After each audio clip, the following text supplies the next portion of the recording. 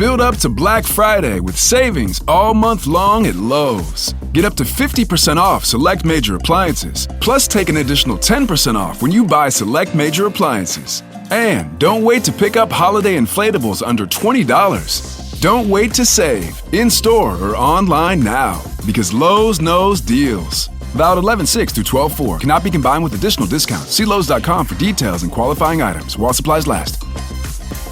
Hey everyone, and welcome to Real Life Real Crime Daily for Thursday, February 29th, 2024. And I'm Jim Chapman. And I'm Woody Overton. I'm Mike Agovino. I thought we were really going to throw him off on the February 29th thing. Nope. Yeah. Jim looked at his calendar. No, but that, I think that was one of the Lost in Space episodes last week. Chinese spy balloon. Yeah, I said Chinese spy balloon.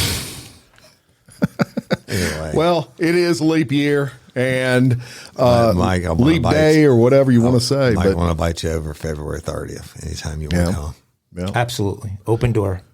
Open door policy. We'll roll out the red carpet on February 30th. That's right. There might be a little special leap year something or other mixed up in here in my stories that you'll have to stay tuned for. Well, we're going to see who can jump the highest later. That'll Quite be interesting. the leap years contest. Very good. That's funny. Very good. All right. Well, it's time to get down some true crime time for Thursday. And we're going to go to Alabama first. Alabama. You know what? I forgot something. I forgot to tell you this. Uh-oh. I had my first Shiner Bock. I had my first. That's so good. I had my first 16. Did you have it? Shiner Did you have it in a cold? Oh, that's right. In a cold mug or in a bottle? I had it in a cold. They hand you the bottle and hand you the iced glass. Two things I want to tell you about that. And Shiner Bock really should be a sponsor of this show. Yeah. Because I have all their memorabilia. And 30 years ago, you couldn't get it outside the state of Texas. So I had to get it a load every time I came back from Texas. Now you can get it anywhere, even up in Yankee Land. But up until COVID, that's all I drank, and then I couldn't get it, and so I had to swap to Ultra. But the bottles are great; you can rotate them in the freezer. But the keg Shiner Bock was pressurized correctly, and a cold mug out the freezer, can't beat it. I have a kegerator right now in my cooking shed that has Shiner Bock in it. Love Shiner Bock. And a cold frosty mug. Shiner Bock, then Yingling. Then nothing Ultra. Finer than an icy cold Shiner. Yeah, that's right. I agree. And one of our fans is Jake actually Donaldson, from right? he's from that Shiner. Shout Texas out, area. Jake. We need to get the hook up with those peeps. All right, well, let's go to Alabama, and we're going to talk about this is just a horrific story. The Birmingham Police Department issued a missing person alert for a 20-year-old woman who disappeared over the weekend, and she was found shot to death. Mahogany Jackson was last seen on Sunday, February 25th. She was wearing a blonde wig, black shirt, and blue jeans. She had reportedly sent a text to family members around 7:30 that morning, and in the text message, Jackson told her family she was being held hostage and asked them to alert police. Jackson shared her location with her mother and sister. The location was pinged to the Serenity Apartments, which is in Birmingham's Powderly community. However, when police went to the building, they did not find Jackson there.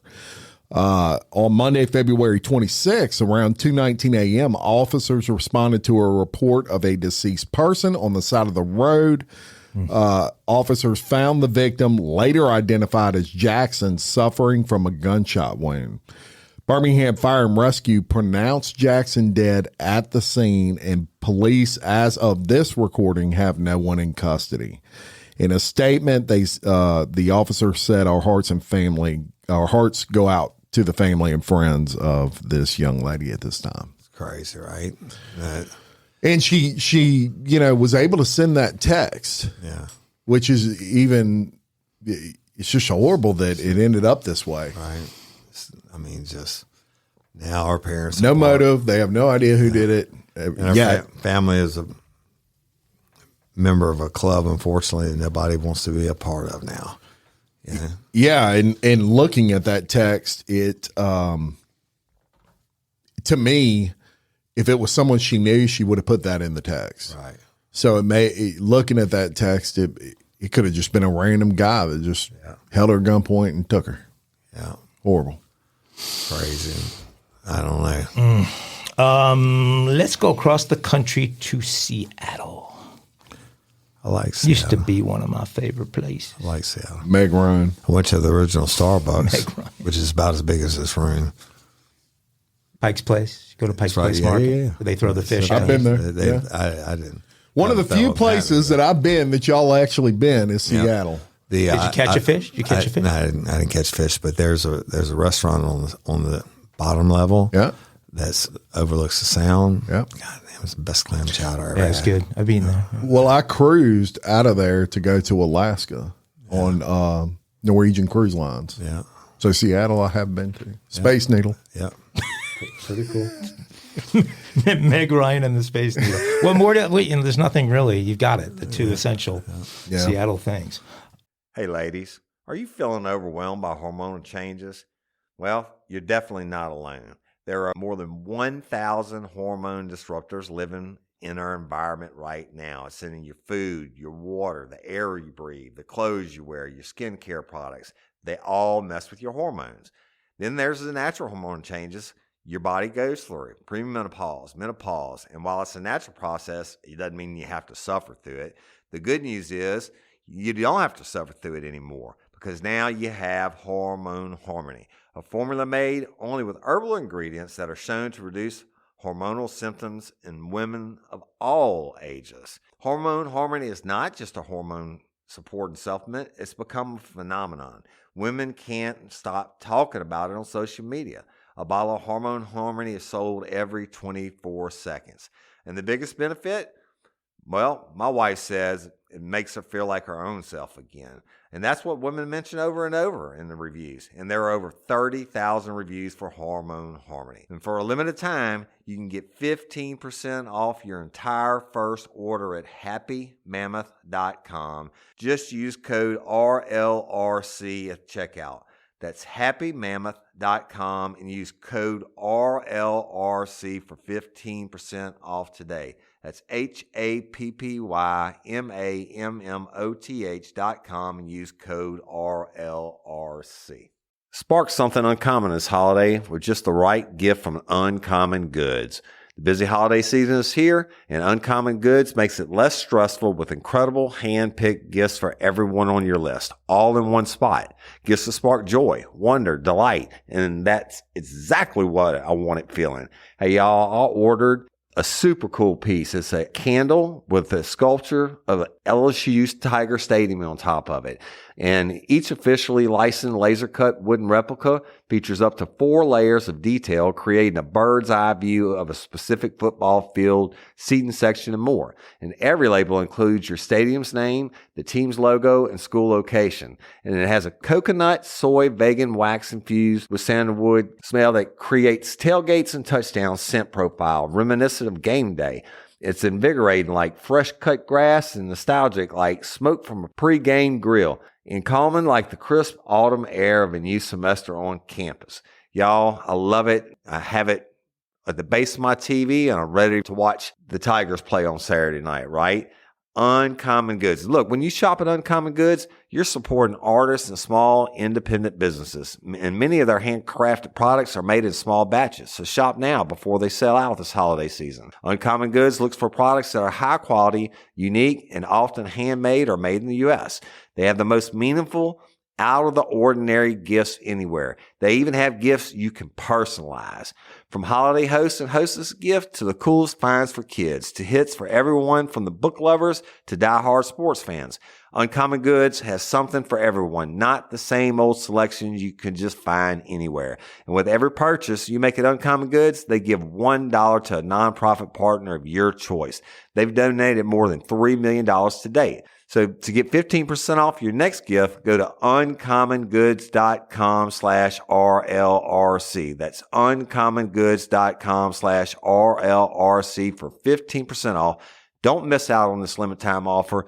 Uncommon Goods, We're all out of the ordinary. A homeless Seattle man built a ticking time bomb cabin featuring a washing machine and a treadmill at a public park months after he allegedly stole an excavator to tear up part of the site in his pursuit of gold.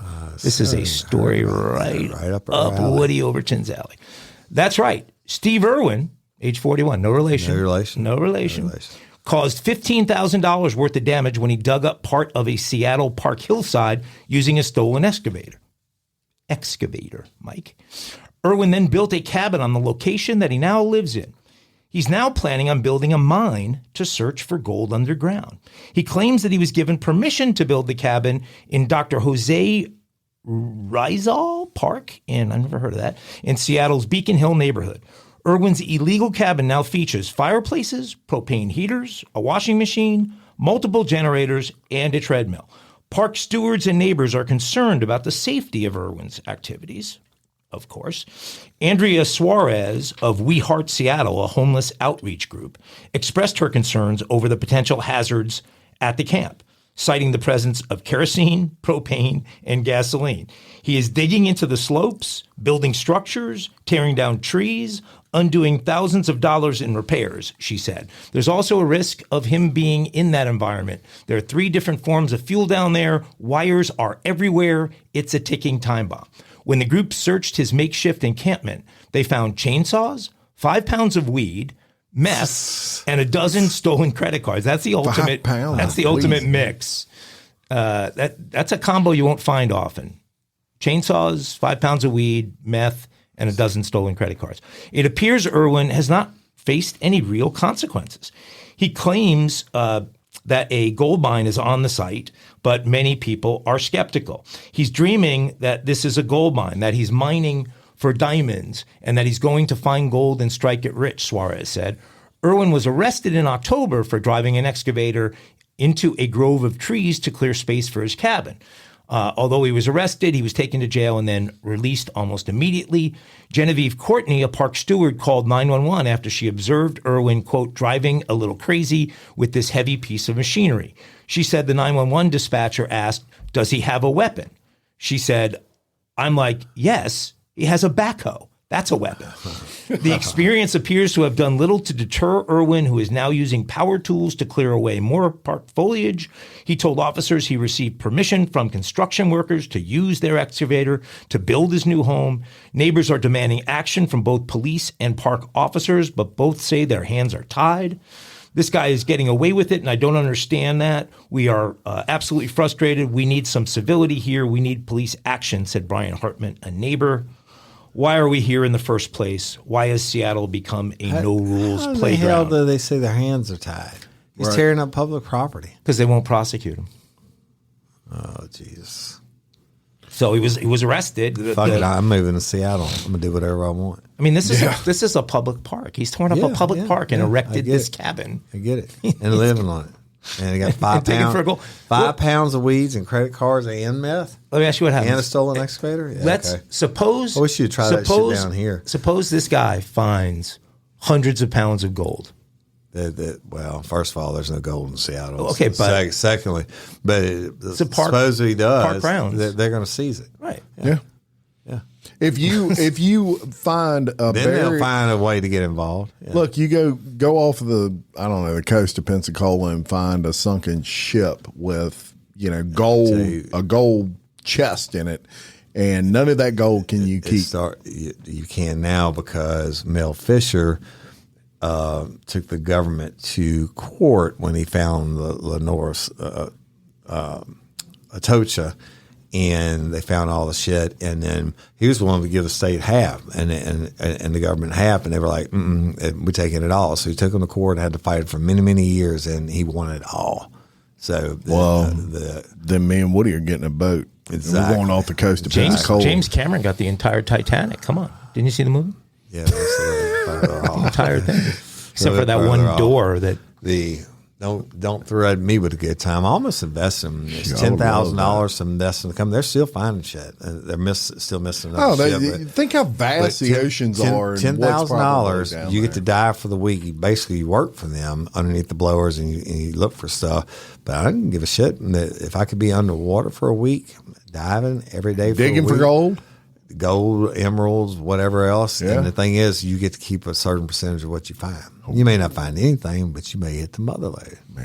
You know what Mel Fisher said every day when he got up? What? He was broke as fuck, lost his kids in the fires and looking for the stuff. And so many times I had to borrow money just to get gas to go out. But every day he got on his boat, he said, today's the day. Yeah. And then he found it. Nick Nolte and Jacqueline Bisset got to keep everything they found in the deep. Are you saying that movie was not accurate? Nick Nolte. I didn't say they couldn't keep it. If they got to keep it, it's because Mel Fisher fought for it. All right. Famous photo of Jacqueline Bisset. He's the mayor T-shirt after diving. Key West. Don't remember that one. Let's get back to crime. Let's get back to some crime time. That was a crime. Yes.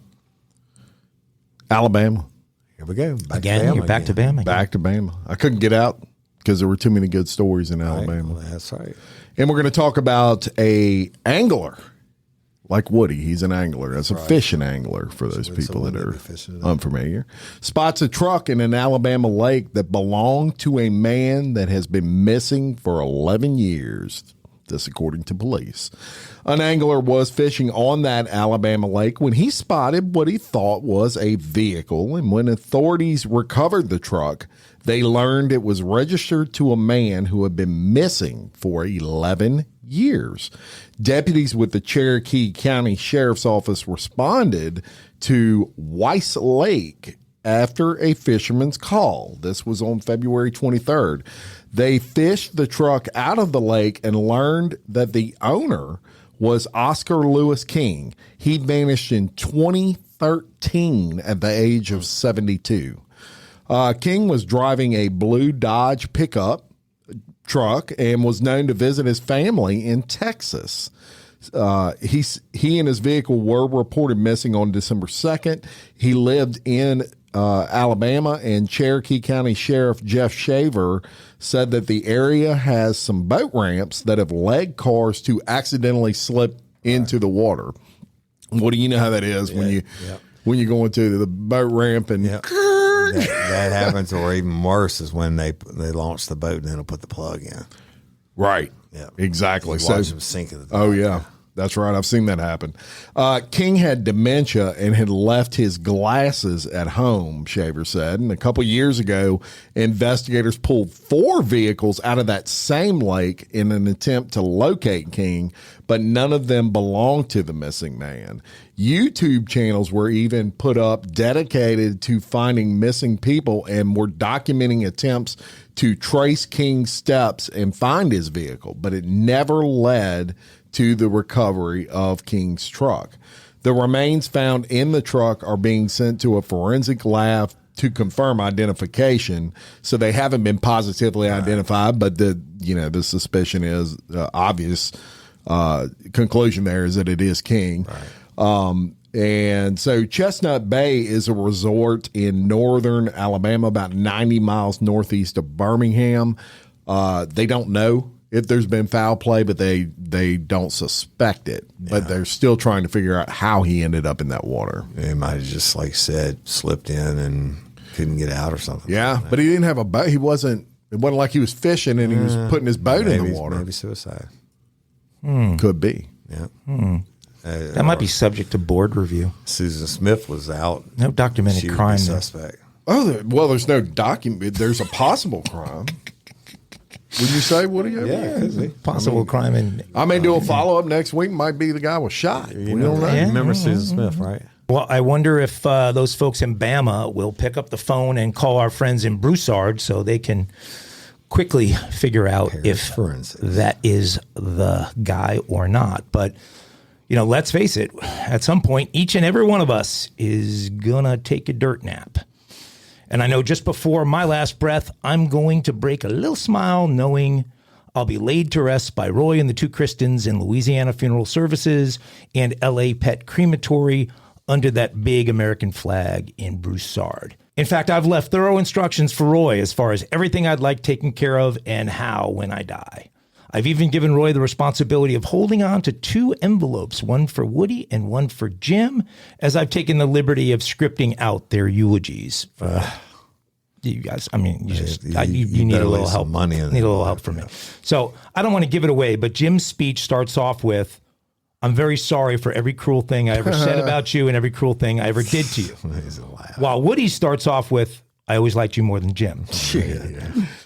I don't want to give away too much, as you never know when you're going to be called up, but when you are, it's good to know you have people you can trust in the business. You know, that's interesting, Mike. If and when I go, I'd prefer you not to speak at all at my service. Just saying.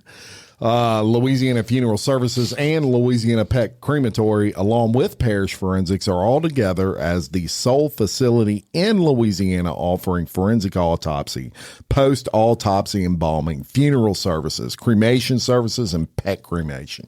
Hey, I'd be happy to speak at your funeral, in your service, but like Jim, I prefer you not speak at mine.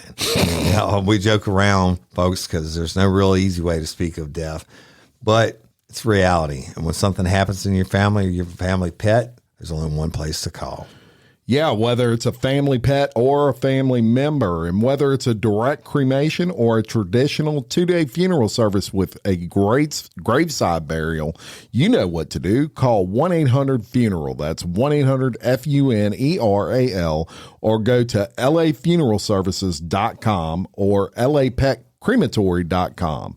That's lafuneralservices.com or lapetcrematory.com. Or just go drop in on them underneath that big American flag in Broussard, Louisiana. They're all lifers, so let them know you listen and appreciate them and supporting what we do. Rest easy. We're going to go down to the Caribbean for another crazy story out of the Caribbean and talk about a Virginia couple. Sailors, big time sailors. So the Virginia couple were enjoying their retirement, cruising the Caribbean on their yacht. They are now feared dead after 3 escaped prisoners hijacked their vessel. Ralph Hendry and Kathy Brandel were docked on Sunday in the St. George's area of Grenada, which has become an annual destination for sailing enthusiasts. I've never been there. I didn't know that. New season Below Deck. I love that show. It's in Grenada. Is it really? Yeah. Oh, I thought all of those were like Mediterranean. That's what I said. It's a new season. See, there you go. The vessel is a catamaran type sailing yacht. So, it has these 2 holes side by side. The prisoners aged 30. Thanks for telling everybody that. Well, not everybody knows what a catamaran is. It's more. Do they? Does everyone know what a catamaran is? It has more storage on those bigger catamarans too. And it's better for rough seas. Large cats are cool. The prisoners, aged 30, 19, and 20, had been locked up on charges of violent robbery, with the eldest also being held on 3 counts of attempted rape. There you go. The Royal Grenada Police Force, known as the RGPF, says the 3 prisoners were discovered near another Caribbean island on Wednesday, but there was no sign of the couple. Investigators say the boat was ransacked and it appeared as though a violent act had taken place on board. Find their DNA. The RGPF is currently working on leads that suggest that the 2 occupants of the yacht were killed in the process. That's according to a police statement on Thursday. A GoFundMe post by Jessica Moss, who says she is a close friend of one of the couple's cousins, wrote that they were dead. It is with profound sadness and heavy hearts that we share the devastating news of the senseless act of violence that tragically claimed the lives of husband and wife Ralph Hendry and Kathy Brandel. Their lives ended in unimaginable tragedy off the shores of Grand Anse Beach, Grenada. However, Hendry's sister, Suellen Damare, says she's still keeping some faith that they're possibly alive, and she's still trying to figure out exactly what happened. Why would I presume anyone is dead with no body and no DNA at this point? I want to remain positive. I want to believe that they are alive, she said. And she shared some details about the heartbreaking incident. On Sunday, they went into town around 3 o'clock because another boater saw them go into town. And then the other boater, when he went to bed, noticed that they were there because you always look to see who's around you before you go to sleep. And then in the morning, when the boater woke up, they were gone. The RGPF said it had taken the 3 prisoners into custody: Ron Mitchell, age 30, Trevin Robertson, a 19-year-old, and Abida Stanislaus, a 20-year-old. They're all locals from Paradise in Grenada, and they had been locked up since December. So sounds like tragedy on the seas of the Never Caribbean. going to find them, and hopefully they'll find their DNA mixed with the victim's DNA on the boat, because as Vandersloot, Natalie Holloway, Yeah. just chunk it in the water. Yeah. And that is the problem with those types of crimes. It's real easy to weight them down and sink them. You have to weight them down. You just throw them out there, let sharks get them. True. Well, yeah, but they were in a cove. You know, you're anchored off of an island, but the boat was they probably gone. took off and Right, then let them out in the middle of the ocean because they left there. So. Sucks as people work all their life to live their dream. And Right. And that was their life. So They sailed around the Caribbean half at the one year. time, that was my retirement plan, and I researched everything from Fountain Pujos to catamarans to whatever. Yeah. One to Island Hop. The chief of police right here in Denham Springs, that's what they do now. They sail all over the world. Really?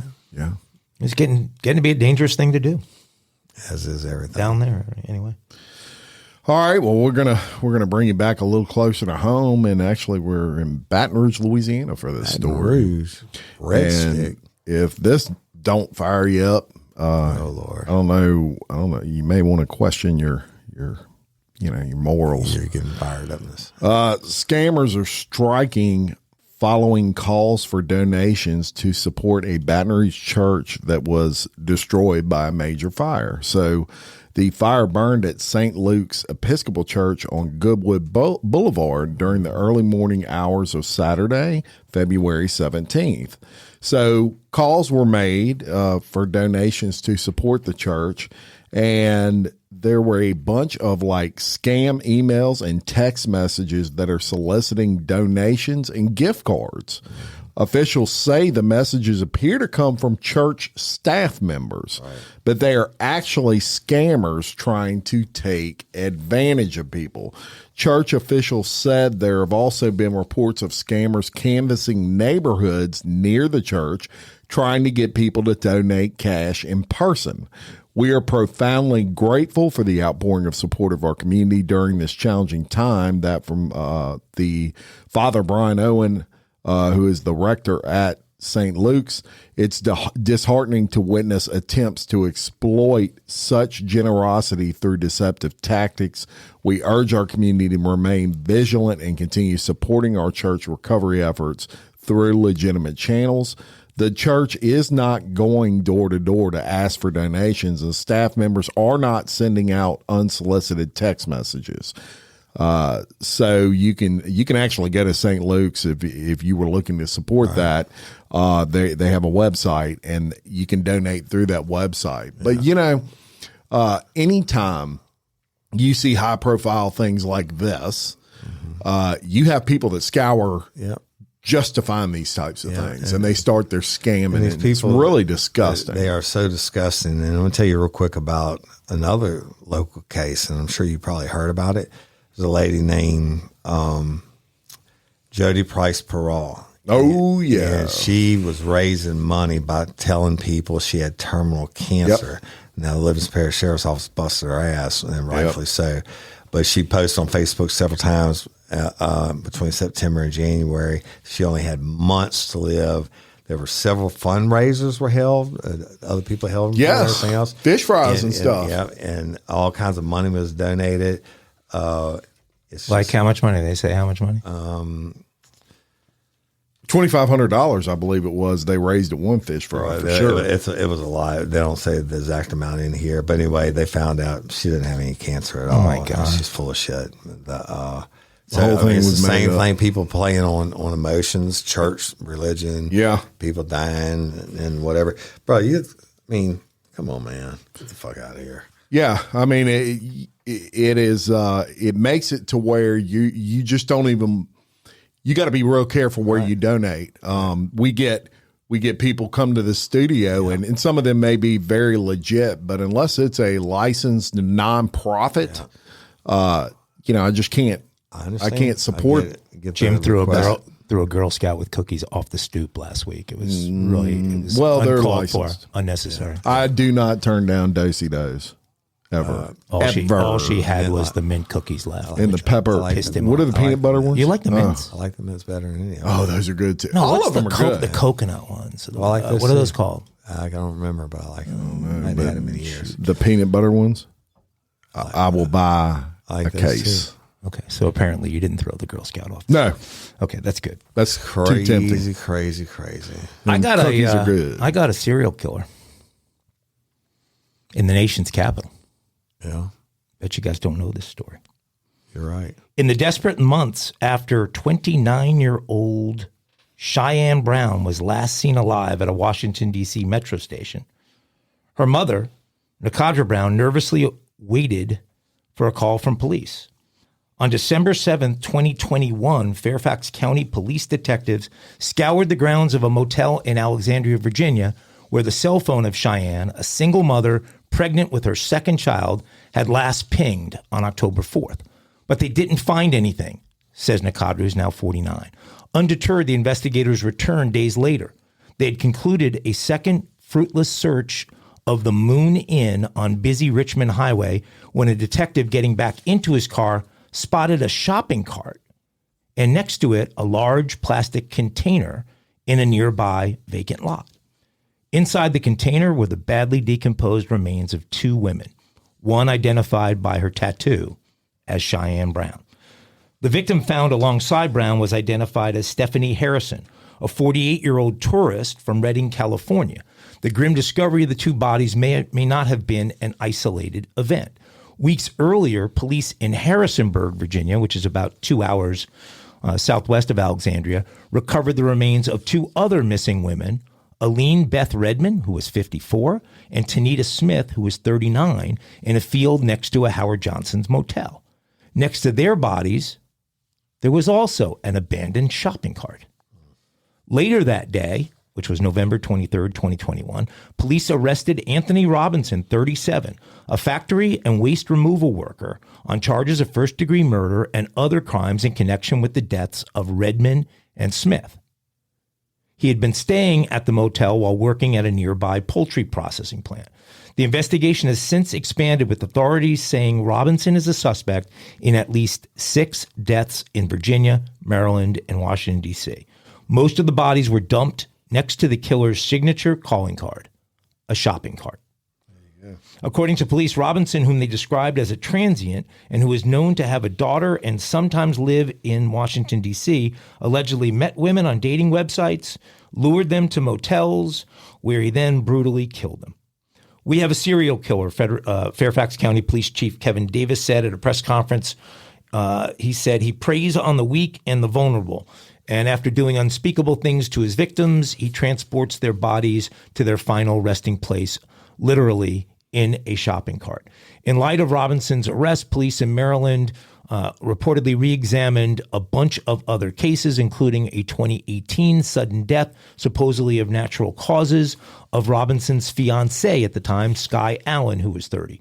Robinson also has been named as the sole person of interest in the deaths of Sonia Champ, 40, whose body was found in a shopping cart in Washington back in September of 21. Robinson has pleaded not guilty in the Redmond and Smith, that's the Harrisonburg murder cases, and is currently awaiting trial in a Virginia jail. He has not been charged in the other cases as of yet.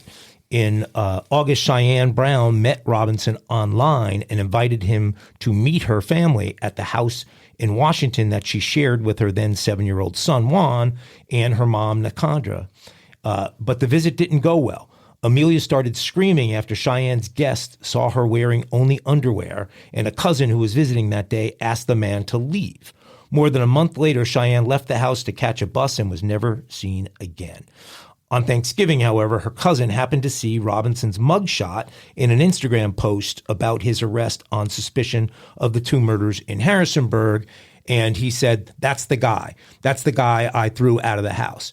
He's the one who did something to my daughter, the mother said, and I called the police. So that's when the police got on the first of the DC cases. This story of Robinson is the cover story in the current issue of People magazine, and he is the shopping cart killer. I figured that. No, I hadn't heard of that. Fucking serial killers. When you started out with just 2 women in a shopping cart, I was like, not serial killer because he killed them at the same time, same crime. But then obviously he's done a plethora of and the MO, meet him online, asking to meet you at a remote motel, and put him in the shopping cart. And put him in the shopping cart. How many bodies can you put in a shopping cart before you get suspicious? Yeah. Well, it's crazy. Very. And we're doing a story not related to mile high crime today. All right. Mike's he's getting nervous already. Scared him might say I got a game. That would definitely be unsanctioned. But it is leap year. Leap year. It is leap year. And when we do these holiday style shows, I like Wait, it's a holiday now? It's a holiday, so of sorts. They gave it a name. The leap day holiday. Okay. Well, we're going to get into that. I'm going to get into that, but I like to do these little tie-ins. So for the first time in 4 years, anyone born on the 29th of February, sometimes known as leaplings. Did y'all know that? They're called leaplings. Of course. They get to celebrate their true birthday, given that 2024 is a leap year. On this extra leap day, there are certain customs that have stood the test of time and some quirky superstitions. So we're going to tell you a few of those from around the world because we have listeners from around the world, right? This is true. So we're going to go to the UK. And did you know that women can propose to men on Leap Day? Now, the 29th of February is a day when it's decreed that women can propose to their partners. And while the notion that it is a man's role to propose is outdated, many still choose to follow that tradition. So if a woman, there are actually a lot of marriage proposals on Leap Day. There's a whole lot of dudes that are also locking themselves inside their closets. I hear you. So that's in the UK. Now in Ireland, turning down a Leap Day proposal can be costly. In the birthplace of the Leap Day proposal, where the 29th is also known as Bachelor's Day, a refusal can be expensive. Historically, if the proposal was refused, the woman would have to be given a gift to compensate for the disappointment. Well, again, that's the day that a whole lot of Irish dudes are locking themselves up in the closet. Yes. And there are also records to suggest another penance. The refusing man may have to perform a juggling trick on Easter Sunday if he refuses the proposal. Well, that makes complete sense. Yeah. I mean, maybe with Easter eggs. I guess he has to give a little entertainment for the disappointment. In Scotland, I'm pretty sure. Why is all this idiotic crap coming from the same place? Year, the relationship's not going to make it to Easter Sunday. That's right. That's right. Safe on the juggling. Yes, that's right. And now we're going to go to Scotland. And don't forget the dress code for a Leap Day marriage proposal. Irish monks took the ladies' privilege tradition to Scotland, and it is said to have been made law by Queen Margaret. There was an added quirk that women must wear a red petticoat when proposing. A refusal also demanded compensation, a monetary fine or like in Ireland, such as a silk dress or gloves. Bet you they have gloves. That's I mean, how do they know they have a red petticoat on? But I bet you they have clubs of men, whole taverns that just pack up with men and lock that fucking door. It's possible. Katie, bar the door. Katie, bar the door. Well, let's go to Germany, and you can decorate a birch tree with ribbons to show your love. In Germany, there's a tradition that on the eve of the 1st of May, men decorate a birch tree with paper ribbons and put it out in front of the house of their girlfriend, wife, or someone they have a crush on.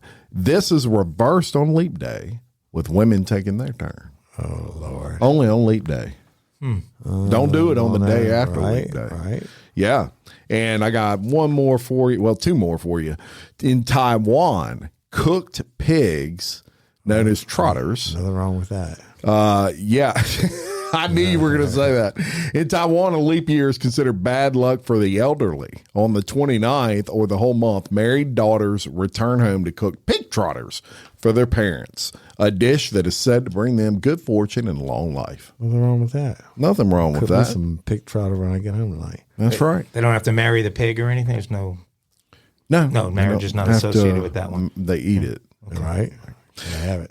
And one more in Greece, avoid getting married or divorced in a leap year. According to superstition, couples that get married in a leap year are more likely to find divorce. Plus, those that get divorced in a leap year are said to not find happiness for the rest of their lives. Well, what if you do both? I guess it would totally reverse the curse. I don't know. A leap year when I get married. How often is a leap year? Once every 4 years. So let me go backwards. This is 24. Be 2020.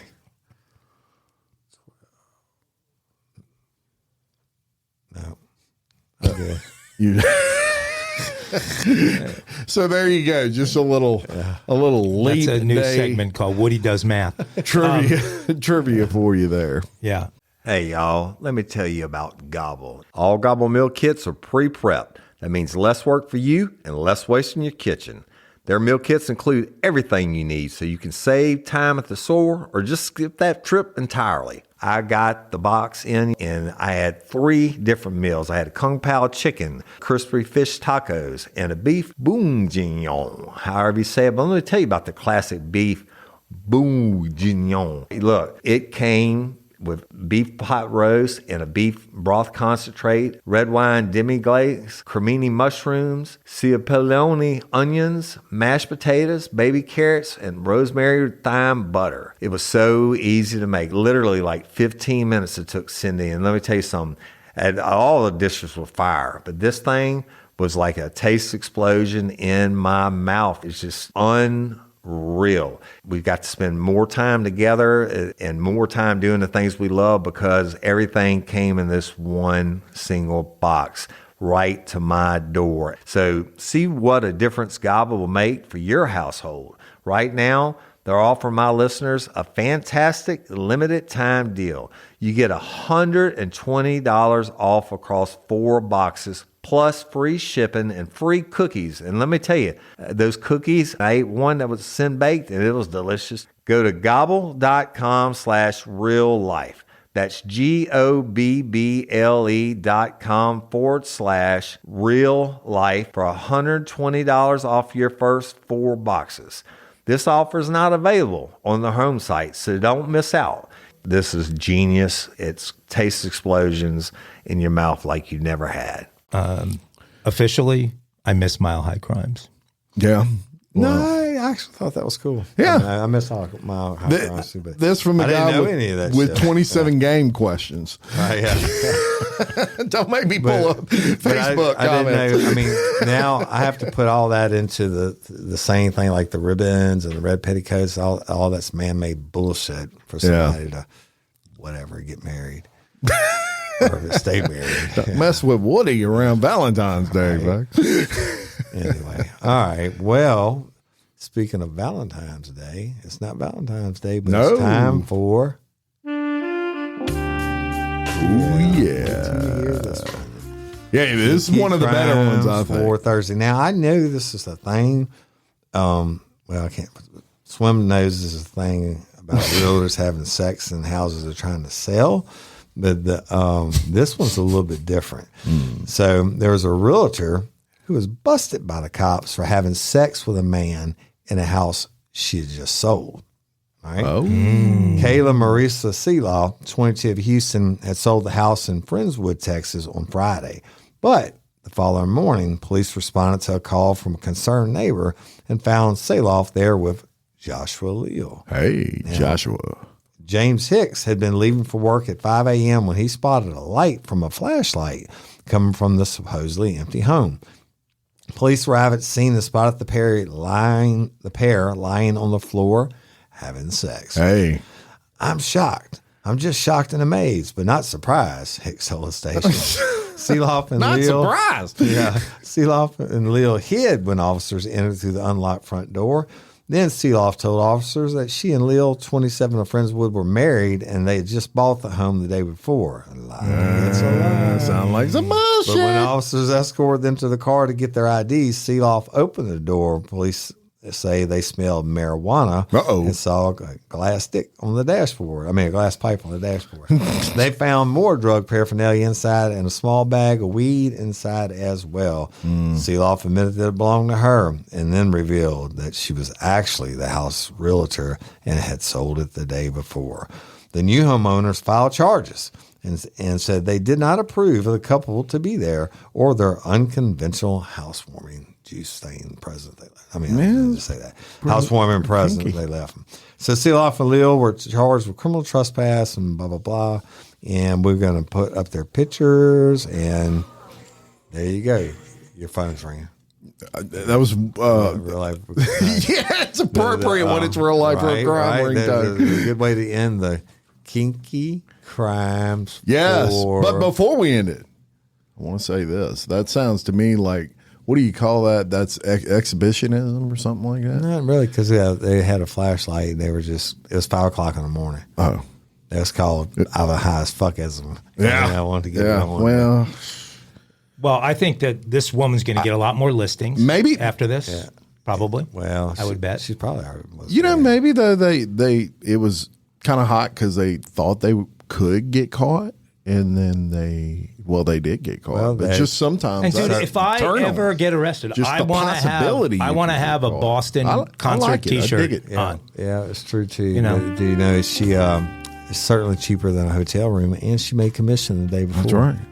Yeah, and I mean, kind of laying ironic. on the floor. I think the top song from that album was "More Than a Feeling." She was having respect for. She had more feeling. He got more than a feeling in the we don't know what room they had their romp in, huh? And they were on the floor, probably in the living room. Sure, the carpet burns them. If I were the buyer of that house, I think I just would have negotiated. Okay, what room were you in? Okay, take 1.5 points off of your commission, and I won't press charges. Whatever, right? Because I'm pretty sure she's fired as fuck. She's fired. Why wouldn't she be? I bet she's going to get back in the house. I bet she's going to sell a lot of houses now. Yeah, I bet she might. I'm thinking they made her partner because she's going to get a lot it listings now. I don't know. Will. But actually, the Boston T-shirt makes it. There you go. Makes the whole thing. There's some banjo. It explains the whole. It does. Story. Banjo.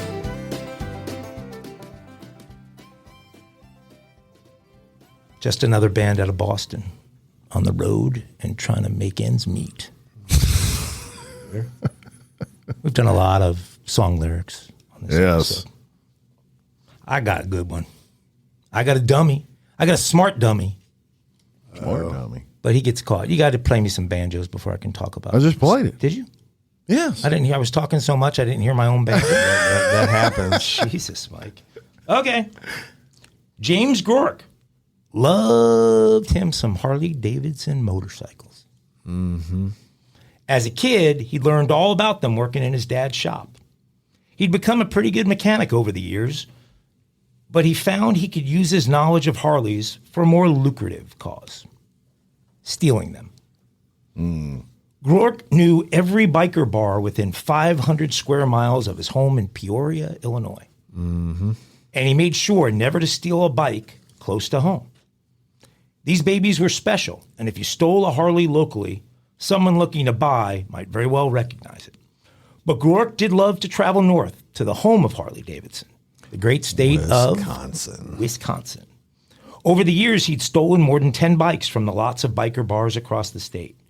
He'd hit every spot from Buck Knuckles up in Buffalo County to the Iron Buffalo near Green Bay to Uncle Mike's Highway Pub in Kenosha. Wisconsin has more bar rooms or pubs or whatever in the middle of nowhere. Like actually a week from today, I got 9 guys coming in from Wisconsin, and one of them owns the 409 Club. And it's beautiful, but it's in the asshole middle of nowhere. But you pull up at noon, That whole parking lot is full of vehicles. I mean, What's the 409 signify? I have to. Might be the area code. They all use that same cleaning product, isn't it? Like Formula 400? It's or it might be 401. Whatever. There's a train. There's a train track that comes in front of it. It is the old train they used to run in Chicago. Okay. Well, similar kind of location. Today's trip took Rourke to a small town called Kansasville that had a famous saloon, biker bar called the Dirty Hoe Saloon. The Dirty Hoe. I got to go there. Dirty Hoe Saloon. Need a shirt. I'm not going to say Rourke's strategy was simple. He'll be talking about gardening. Listen to what this guy did. He had a tool that would allow him to unlock any bike instantly and roll it into neutral. He had an extended Ford Econoline van complete with a winch that he'd attach to any bike and roll the Harley right up into the back and be gone from a scene in literally seconds. Rourke had wanted a Harley Fat Boy ever since he saw Arnold Schwarzenegger ride one in the iconic quarry scene from Terminator 2. You guys know what a Harley Fat Boy is? Yep. Big. It's a model, but it's like the biggest, fattest tank. It's a okay. So they boy. still Heavy make it. It's bike. not. So it's not like a classic Harley. It's a style of They Harley. have they the make model. for- Classic. It's a model Fat of Boys. horror. They have Yeah. classic Fat Oh Boys. yeah, Fat Boy's been around a long time. Yeah. Okay, well, there it was, a mint condition Fat Boy sitting right out in front of the Dirty Hoe Saloon. So like Ferris Bueller knew he must drive Cameron's Ferrari, Rourke knew he had to ride the Fat Boy. But first he'd have to steal it. He was a master at this, and the entire job took less than 60 seconds. Moments later, he was back on the road, headed toward Peoria. One of the great things about robbing Harleys in the Wisconsin winter is that nobody questions why your face is covered in a mask. Nobody saw Rourke coming, and nobody saw Rourke leaving. It was the perfect crime. He couldn't wait, so within minutes of his return back to Peoria, Rourke rolled the Fat Boy back off of the van and began replacing the ignition. As he did, he noticed that on the handlebar, it read, "Property of Cale Conrad, UFC." And right next to that, he could see a small circular electronic device that was flashing red. He thought, I've never seen one of these before. Rourke took a picture with his phone and turned to his computer where he first searched Cale Conrad UFC. The result was a bit unnerving. Apparently, the Fat Boy belonged to a heavyweight ranked UFC fighter from Appleton. Not good.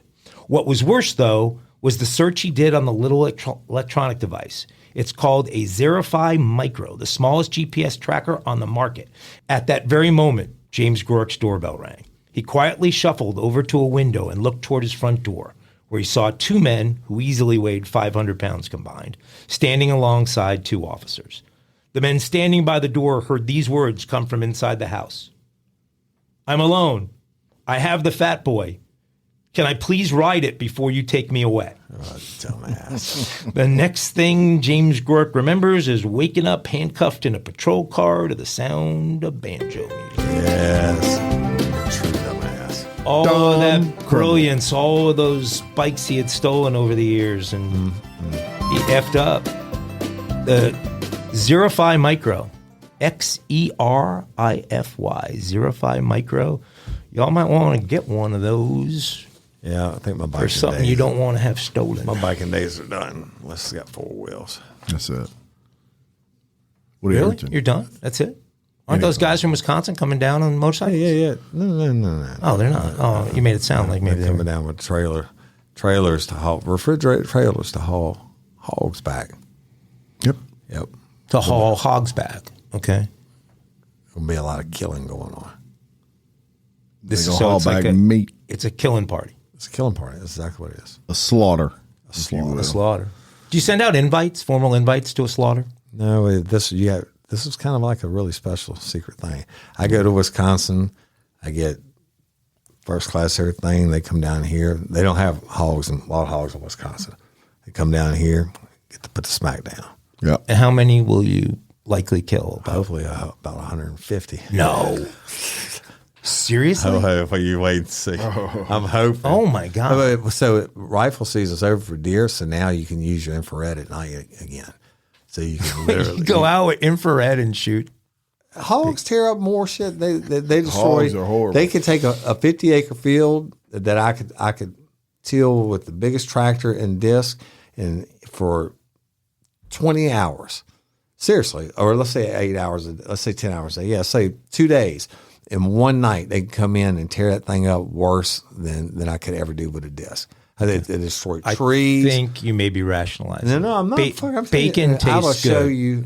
No, you don't even get bacon off the wild hogs. You don't get bacon off of them? What kind of meat you get off? They're very lean. They don't have the wet fat like domestic hogs do.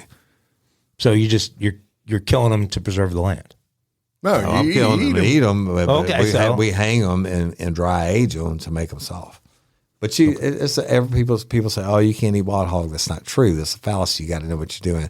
There's glands that are buried inside the certain areas on the legs that you got to go in and cut out. If you bust those glands, it make the whole thing sting, and you don't bust the piss sack. But let me tell you something. You ever eat some wild hog from me? So what do you end up making out of it in the end? Everything from sausage, whether it be breakfast sausage, smoked sausage, boudin.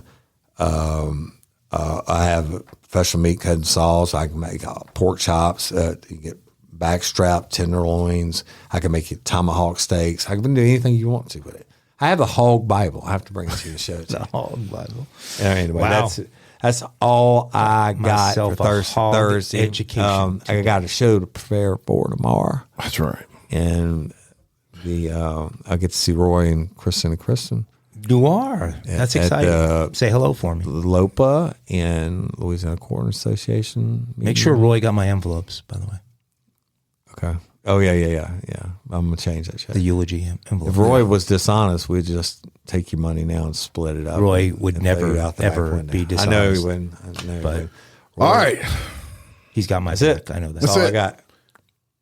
Done. Well, I'm Jim Chapman. And I'm Woody Overton. And I'm Mike Agovino.